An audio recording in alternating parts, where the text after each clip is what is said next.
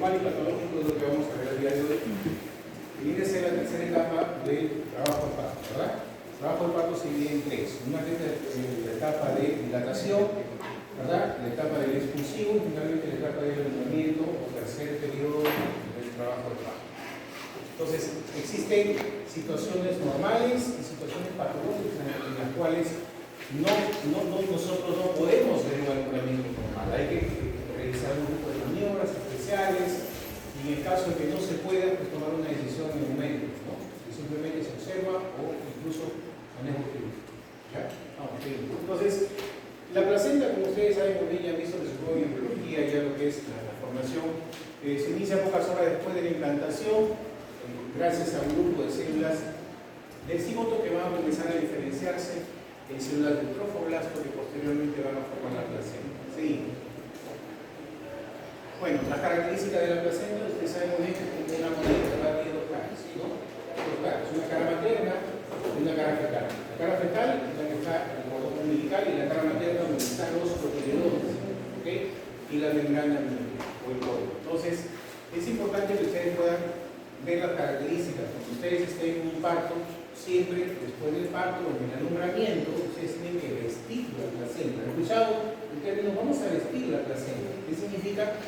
El ángulo o el corión que está ahí tiene que, es como un velo, ¿verdad? Tienen que bajar el velo para ver si ese velo está completo.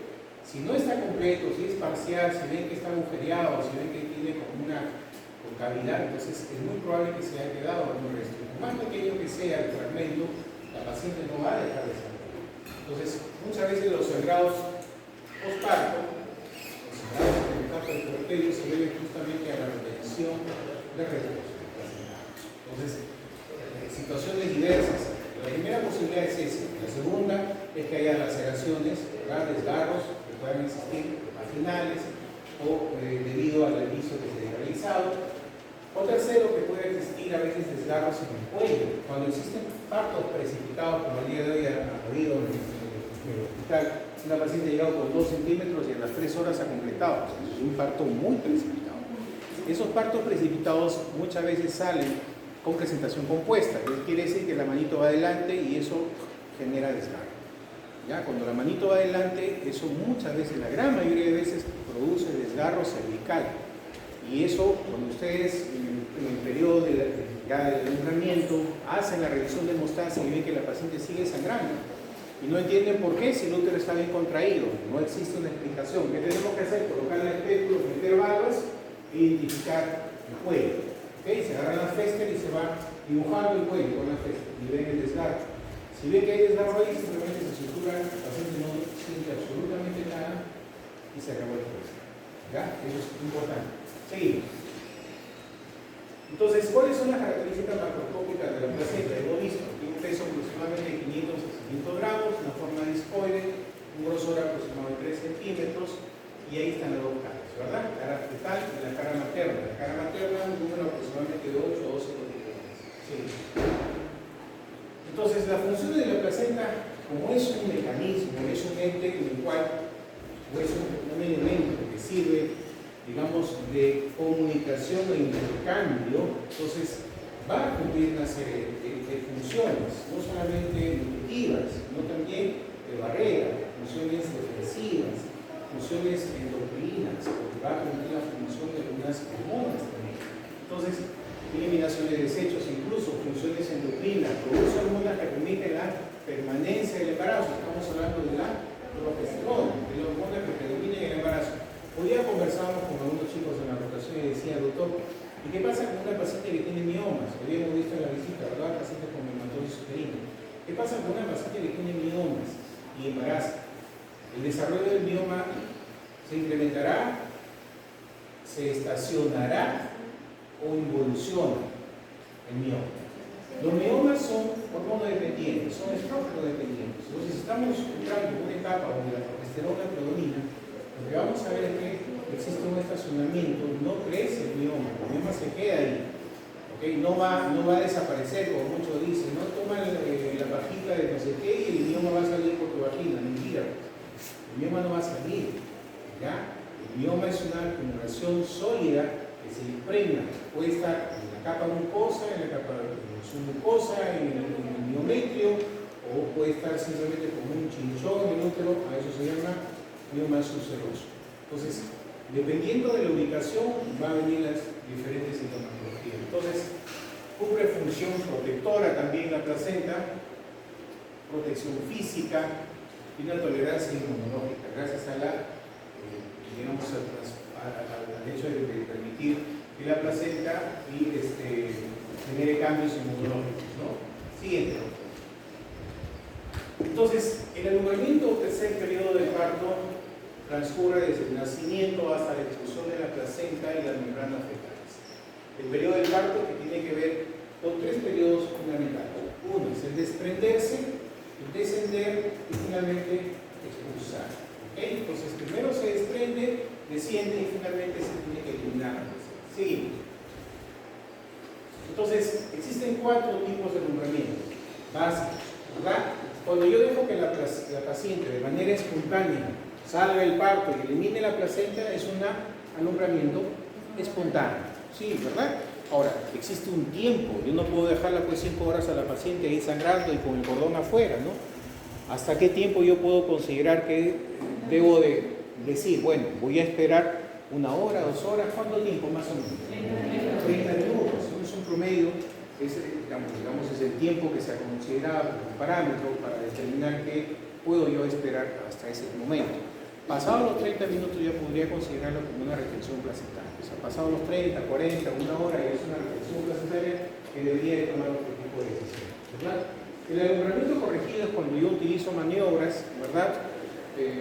Presiono el fondo uterino para ver si le desciende, para ver si coloco mi pinza, que es el signo de Allen, hago la presión suprapúbica para ver si desciende. Entonces, son diferentes tipos de maniobras que yo voy a utilizar para ver si eso me permite desprender la placenta. Entonces, son el tipo de alumbramiento corregido. Y hay otro tipo de alumbramiento en el cual inmediatamente después del parto, en el periodo de reposo clínico, existe una etapa llamada reposo clínico, en el cual el paciente se produce el parto y aparentemente se quitaron los dolores. La paciente está feliz, salió el bebé y como que si ya terminó todo. Esa es una etapa de reposo clínico, que dura minutos, porque nuevamente después inicia la contracción para que se desprenda el hematoma retroplacentario. Entonces, ¿qué sucede? En esa etapa de reposo clínico, inmediatamente se le coloca 10 unidades de oxitocina intramuscular. Si la paciente está en posición de dicotomía, yo tengo que colocarle en el muslo, ¿verdad? Le froto con el bolsito y le colocamos las 10 unidades. Uno dice 5, otro dice realmente son 10 unidades que se administran, una cubita de oxitocina.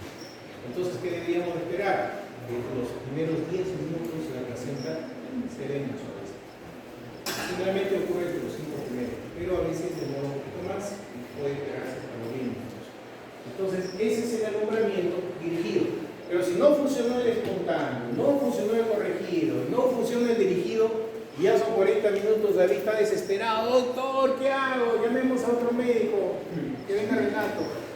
¿Qué hace Renato? Con su manito pequeña va a introducir y se va a guiar del cordón, ¿verdad? Porque el cordón se supone que está afuera, colgando bien pinzado. Entonces él va con su mano izquierda, con la mano diestra, coge el cordón y con la otra mano va a empezar a introducirse por la vagina, la mano, guiado por el cordón. El cordón va a ser tu guía hasta que llegues a la base o a la implantación del cordón. A partir de ahí, tu manito te va a servir de disecador. Vas a empezar a desprender la placenta. ¿Okay? Eso es el tipo de alumbramiento manual o extracción manual de la placenta. Y no siempre vamos a retirar toda la placenta. Generalmente van a quedarse membranas muy adheridas. ¿Qué tengo que hacer después? Una revisión de calidad. ¿Okay? Después de un alumbramiento, una expulsión o extracción manual, hay que hacer revisión de calidad de la placenta. ¿Ya? Entonces, realizado solo después de 30 minutos en sangrado. ¿Qué sucede si yo estoy intentando, mi querida amiga Miriam, la doctora Miriam, está quejada de la placenta y por más quejada de la placenta, no sale? ¿Qué debo pensar? Que no quiere salir y está ahí y está fija y ¿qué tengo que hacer? ¿Qué me viene a la mente? Si es una situación donde el sangrado es masivo y la placenta no sale, ¿qué patología debería estar pensando? De un atletismo placentario. pasaje. La placenta ácleta es una situación muy complicada, en la cual la placenta realmente está muy adherida.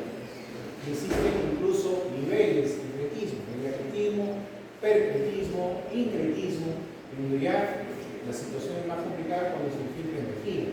Nosotros operamos, pues, imagínate, pacientes con cretismo muy complicado que tenemos que hacer. Las incisiones son medianas, no te pueden dar lujo de hacer una fanes, ¿no? Tienes que hacer una incisión mediana, suprainfraumbilical, para poder sacar el útero, expones el útero y tienes que sacar el feto por arriba. O sea, le haces, porque todo cuando tú abres y sacas el útero de una paciente con cretismo es como una cabeza de medusa, como si tuvieras una medusa así como, y los vasos son del tamaño de tu dedo. Anda corta, te vas a ver cómo te orinas ahí. Literalmente es muy grave. Entonces, ¿qué se tiene que hacer? No se puede tocar abajo, no puedes hacer la incisión abajo, tienes que hacer la incisión en el fondo del útero, arriba, y lo sacas a ver por arriba, suturas y chao, empiezas a hacer histerectomía. ¿Okay? Cuando tienes el diagnóstico de cretismo, no hay forma de cómo decir, vamos a intentar sacarlo, sacas y vas a ver cómo se te muere la paciente de gran. Ahí tenemos de frente que hacer histerectomía. ¿Ya? Que podría ser subtotal. Sí. Entonces, esta es más o menos una situación que explica el mecanismo de la oxitocina. La oxitocina lo que actúa es a nivel del receptor alfa de la proteína G y va a activar a la fosfolipasa C. La fosfolipasa C, a su vez, va a activar dos elementos, el diacilgliceriol y fosfatidilcito 3. Dos vías importantes, las cuales van a tener como fin común la contracción. Sin embargo, cada una de ellas va a permitir la formación y la síntesis de situaciones o de elementos distintos. La IP3 lo que favorece la salida de calcio del retículo sarcoplásmico o de la membrana y va a permitir la formación de la calmodulina y el KCL, que es un derivado que permite y va a contribuir en la contracción. Pero si va por la vía de diacilglicerol, va a permitir la formación del PKC y este PKC activado va a permitir formación de dos elementos, uno que es la prostaglandina E2, que es un potente vasoconstrictor, y de la fosfolipasa 2. Entonces, dos vías importantes por las cuales este elemento importantísimo como es la oxitocina, que podemos administrar la vía sintética o permitir que se produzca la síntesis con la lactancia. Por eso es importante que cuando una paciente puérpera va a alojamiento conjunto, inmediatamente se ponga al pecho y empiece el bebé a succionar. Si no pasa eso, y el bebito está ahí llorando 3-4 horas y la mamá está ahí durmiendo, no va a producir oxitocina, por lo tanto va a empezar a sangrar. El hecho de que el bebé esté succionando no solamente va a permitir la síntesis de proteína, sino también de oxitocina. Entonces la oxitocina en un lactante es importantísimo para que permita la contracción uterina. Si no se contrae el útero, señores, la señora va a seguir sangrando. El útero tenemos que tenerlo como una piedrita. Como tú lo tienes como piedrita ahí, estás feliz. Pero si lo ves que el útero está debajo del ombligo, en media hora lo tocas, está a la altura del ombligo y ves que sigue sangrando, algo pasa. O hizo una anatomía, o se quedaron restos, o hay algún problemita ahí de fondo, ¿verdad? Sí. Entonces, los periodos del alumbramiento, como les mencionaba, el reposo clínico, que ocurre a continuación de la expulsión, tranquiliza a la paciente. Luego viene el periodo de desprendimiento, donde van a ocurrir dos episodios, que pueden desprenderse de dos formas, ¿verdad? Una, cuando la placenta está insertada en la mitad y se desprende todo, ¿verdad? Sin embargo, el sangradito no es tan masivo, el sangradito viene después del desprendimiento. Es el signo clásico de Schultz, ¿verdad? Que es más del 80% de los casos. La placenta se inserta en el fondo uterino, un hematoma rectopresentral es cruzado por su cara fetal, por la cara fetal. Entonces, esto es interesante. Desprendimiento de la placenta, ¿okay? Por la cara fetal, que ocurre en más del 80% de casos, y es un sangrado no muy masivo, donde casi la totalidad de la placenta se desprende, es desprendimiento tipo Schultz, o signo Schultz, dice placenta Schultz, ¿verdad? Y la otra, que más o menos es entre 15-20% en la nuca, donde generalmente se implanta en la cara lateral, ¿ya? Y el desprendimiento no se va a ver la cara fetal, sino la cara interna, y el sangrado es masivo, es más abundante. ¿Ya? Y en la gran mayoría de casos suele quedarse a veces el resto de veces. Sí. Entonces, las causas del desprendimiento, ¿por qué se va a desprender la placenta? Porque existe retracción del útero. Hay una retracción uterina, se retrae el útero, hay contracciones uterinas, se forma el hematoma retroplacentario, ¿verdad? Y gracias a estos dos mecanismos, que es el de Schultz o el de Duncan, es que la placenta se empieza a desprender. ¿Ok? Seguimos. Ahora, dichas contracciones al disminuir el volumen uterino, cuando el útero se contrae, normalmente el bebé sale de lo que el útero es así, el útero se contrae y reduce su tamaño, ¿verdad? Entonces, al disminuir el volumen uterino se genera una disparidad continente en contenido, reduciendo la superficie de implantación y formándose un coágulo detrás de la placenta. ¿Okay? Un coágulo retroplacentario gracias a la ruptura que se da a ese nivel de los vasos de la capa decidua materna, formándose pues un plano que ayuda a la separación. Literalmente se forma un espacio vacío que va a permitir la separación y el desprendimiento de este. Seguimos. Entonces, hay varios signos que ustedes deberían de tener en cuenta, no todos, pero por lo menos los más fundamentales que lo van a usar y lo van a tener que hacer cuando sean internos o cuando estén haciendo la residencia, segundo señor, porque ginecología realmente tienen que pensar muy bien, porque es una especialidad bien interesante, es muy bonita, muchas satisfacciones, pero también llegan tarde a la hora de clase, es una carana, se presentan cirugías complicadas, entonces realmente tienen que gustarles y es muy bonito. La verdad, les soy honesto, yo primero quise cirugía, ya siempre me llamó la atención la cirugía, desde que era estudiante, y mucho más, creo que de menos edad que mucho menos. Entonces, pero, salud. Entonces, sin embargo, se presentó la oportunidad de ser gineco y nos llegó a gustar. Es una especialidad muy bonita que tiene campos muy amplios para explorar, ¿verdad? No todas las especialidades tienen la posibilidad de hacer consultorio, imágenes, porque sí lo tienen aquí. Ya, así que, y adentro de la clínica hay subespecialidades que ustedes pueden sacar en la muerte, que aún están muy poco importantes.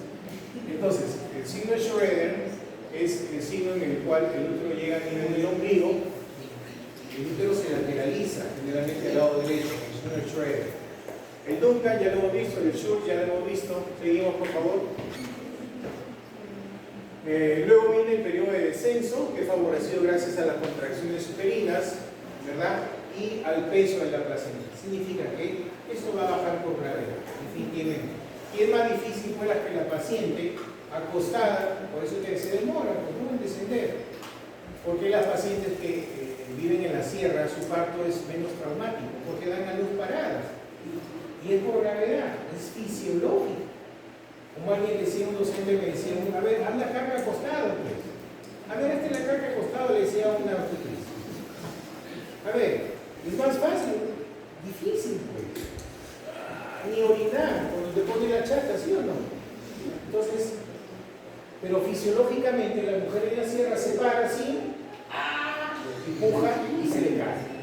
Esto es fisiológico, menos desgarros, expulsión de la placenta completa. ¿Tú crees que en la sierra se van a ir grupo después a la costa, llamar al ginecólogo? La gente de ahí en su casa, en un domiciliario.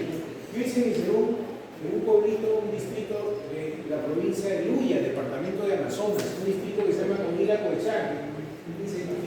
Pero es una maravilla, es sierra, es una cuestión muy bonita, pertenece a la provincia de Luya, Amazonas, en Chachapoy, Amazonas. Entonces la gente está acostumbrada a parir de pie, pues. Yo tenía que tirarme al piso y señora, ya, que líquido y toda la peña. Pero ustedes se dan cuenta que las complicaciones son menores.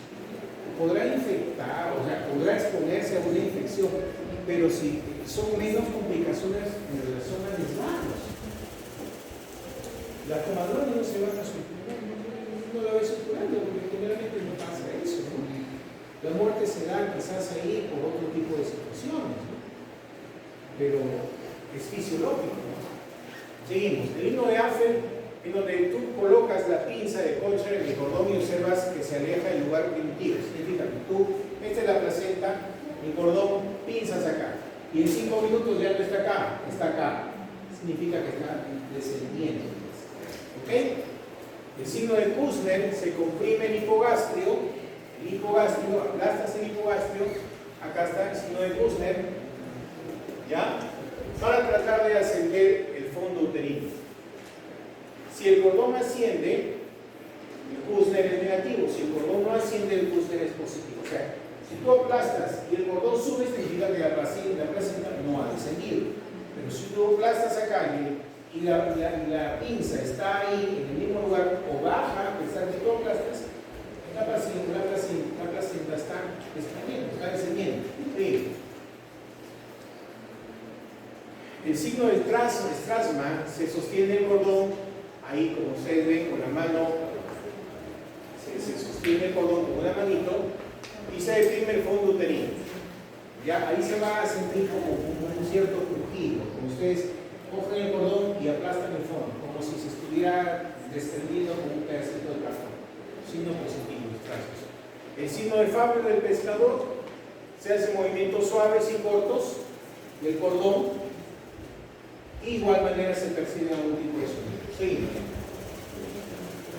El periodo de expulsión, aquí sí es importante, miren, esto es importante que ustedes entiendan. Este es el signo de Dubin.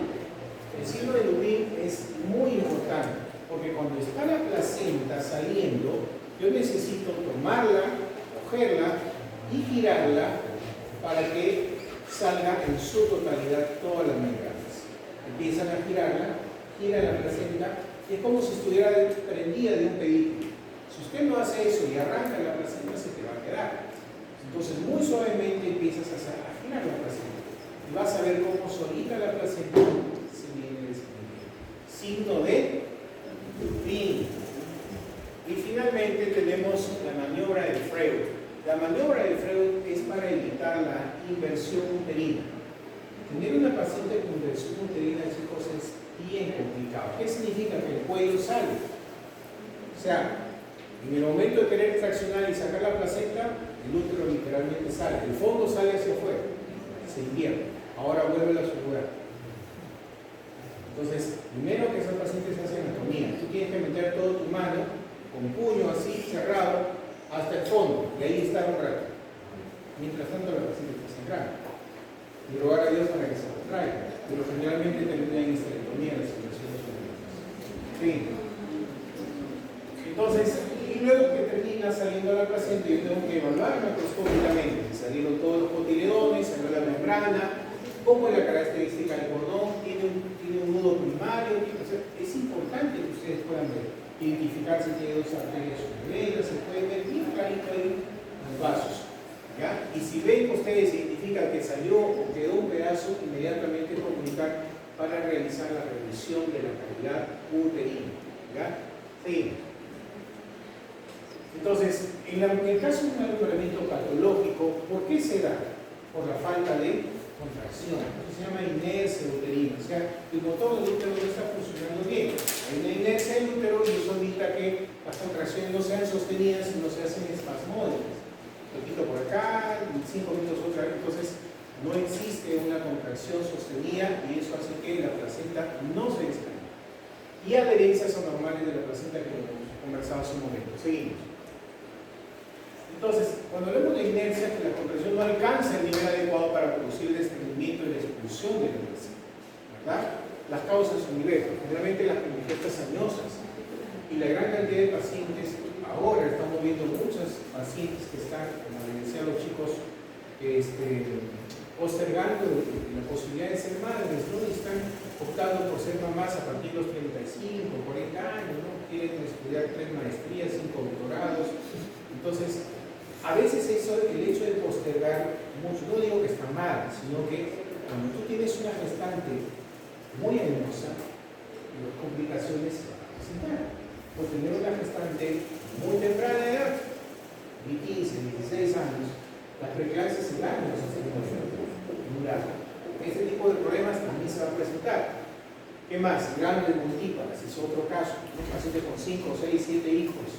Finalmente las placentas están bien aferradas y pueden terminar incluso en ser placentas sácralas. Y las secundarias, como ya hemos visto, pues, cuando tenemos un feto demasiado grande, macrosómico, gemelares, polidrácticos, puede generar ese tipo de problemas. Sí.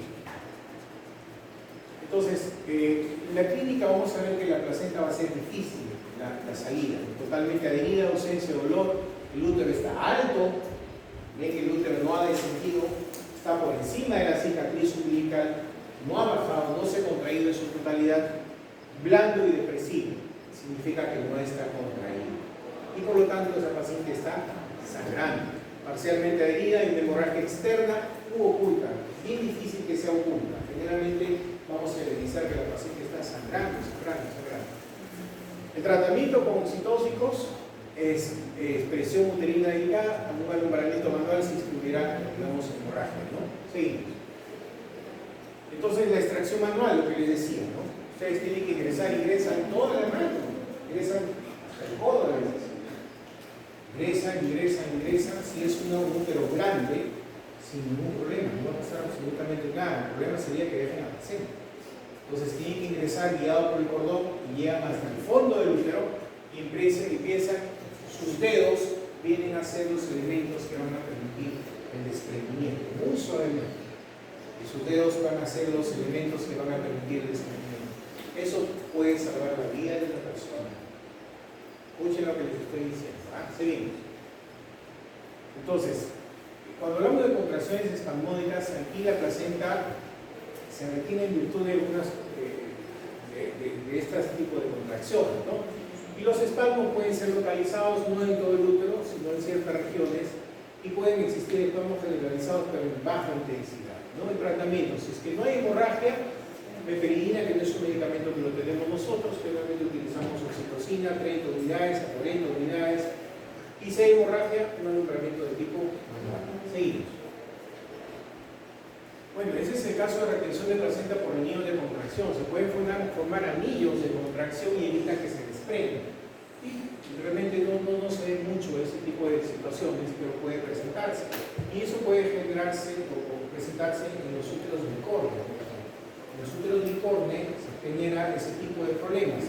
Entonces tú piensas que ya lo sacaste, por un lado está el útero contraído y por el otro lado está la placenta. Está literalmente en el otro lado. Seguimos.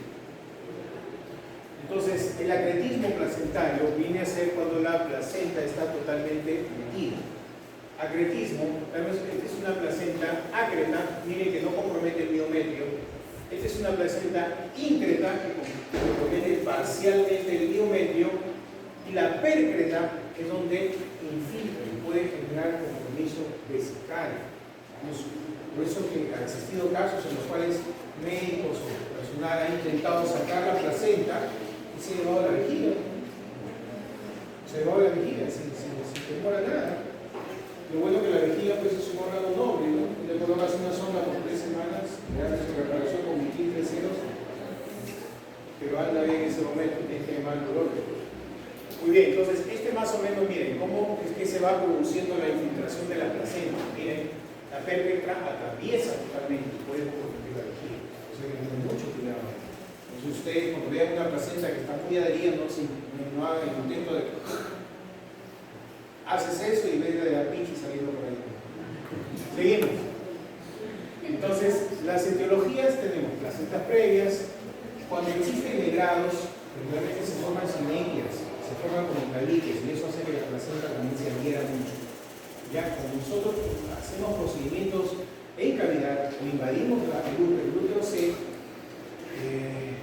¿qué te digo? Trata de defenderse y evita que nuevamente le invadan, y se forman tabiques. Estos tabiques o sinequias uterinas hacen que la placenta se pueda adherir. O puede incluso pegarse a la cicatriz de una cesárea previa. Eso es bien grave. Ahí tienes que entrar, hacer una histerectomía. Después que sale, tienes que entrar a abrir por arriba y hacer una histerectomía, abres el útero y empiezas a alegrar por arriba. Pero tienes que entrar a operar. Es como los embarazos ectópicos en cicatriz. Los embarazos ectópicos en cicatriz uterina es bien complejo. Lo normal es que se formen en el ectópico. Yo he operado un ectópico en la trompa. ¿verdad? Pero también hay ectópicos que se forman en la cicatriz, ectópico en serie, como conversábamos ahora, ¿no? Un ectópico cervical, generalmente termina en histerectomía. Seguimos. Entonces, las complicaciones, hemorragias, retención parcial o total de la placenta, retención de membranas ovulares y las inversiones uterinas. Entonces, ¿cuál es la maniobra que permite evitar la inversión? ¿Verdad? Muy bien. Y la de Dubin, para aspirar la placenta y sacar todo. Seguimos. Muy bien. Complicaciones hemorrágicas, ya lo hemos visto, pérdida sanguínea mayor a 500 durante las primeras 24 horas del parto, ¿no?